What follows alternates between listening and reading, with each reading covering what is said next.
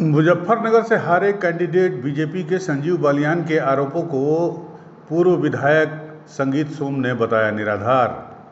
BJP leader संगीत सोम ने आज मेरठ में अपने आवास पर एक प्रेस कॉन्फ्रेंस की और इस दौरान उन्होंने मुजफ्फरनगर में डॉक्टर संजीव बालियान की हार और उनके द्वारा लगाए गए आरोपों पर पलटवार किया। उन्होंने कहा कि संजीव बालियान के आरोप निराधार हैं। मैं बीजेपी का समर्पित और समर्थित कार्यकर्ता हूं।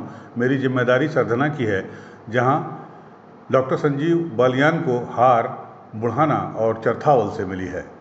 संगीत सोम ने बालियान के तमाम आरोपों का खंडन करते हुए उन्हें शायरी की भाषा में जवाब दिया है। आज मेरठ में कैंट स्थित अपने आवास पर सरधना क्षेत्र से पूर्व बीजेपी के विधायक संगीत सोम ने पत्रकारों से बातचीत करते हुए कहा कि भले ही संजीव बालियान उन्हें अपनी हार के लिए जिम्मेदार बताकर इशारों में पार्टी का शिखंडी और विभीषण बता रहे हैं, लेकिन उनके माँ बाप ने उन्हें इस प्रकार के संस्कार नहीं दिए कि वो किसी को भी शिखंडी या विभीषण कहें, इसलिए वह इस बारे में अब कुछ नहीं कहेंगे। बालियान द्वारा शायरी में खुद को समंदर बताकर दोबारा वापस लौटने की बात पर संगीत ने भी शायरी में तंज कसा। उन्होंने कहा कि किनारे पर आकर सर पटकने से कुछ नहीं होता, समुंदर को वापस आना है या नहीं ये उसे पता है।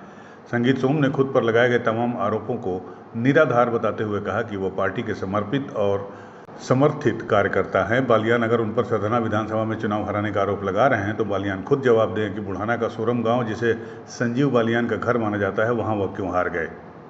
गौरतलब है कि उत्तर प्रदेश में बीजेपी के निराशाजनक प्रदर्शन को लेकर पश्चिमी उत्तर प्रदेश में इन दिनों संजीव बालियान और संगीत सोम के बीच यानी बीजेपी के अंदर ही बड़ा घमासान जारी है। कल मुजफ्फरनगर में हुई हार को लेकर पूर्व केंद्रीय मंत्री संजीव बालियान ने कुछ सवाल उठाए थे और संगीत सोम पर इशारा उनका साफ साफ जाहिर था।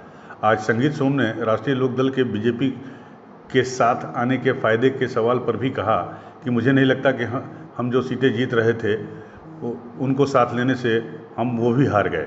गौरतलब है कि बीजेपी ने आरएलडी अध्यक्ष को केंद्र में मंत्री बनाया है। भारतीय जनता पार्टी का कार्यकर्ता ही चुनाव जिताएगा, ना कि समाजवादी पार्टी का कार्यकर्ता चुनाव जिताएगा। मैं आज आप लोगों के बीच में यही कहने के लिए आया था कि मैं भारतीय जनता पार्टी का समर्पित दोनों तरीके का कार्यकर्ता हूं। मैं अपनी पार्टी के लिए दिन रात जी जान से मेहनत करता हूं और वो हमेशा करता हूं। ये तो आपको संजीव बालियान जी से पूछना पड़ेगा कि वो विभीषण किसे कह रहे हैं। शिखंडी जैसे शब्दों का प्रयोग रहा है, कितना जायज? मेरे माँ बाप ने मुझे ऐसे संस्कार नहीं दिए कि मैं किसी के खिलाफ इस तरीके के अनर्गल बात करूं, किसी को शिखंडी कहूं, किसी को विभीषण कहूं।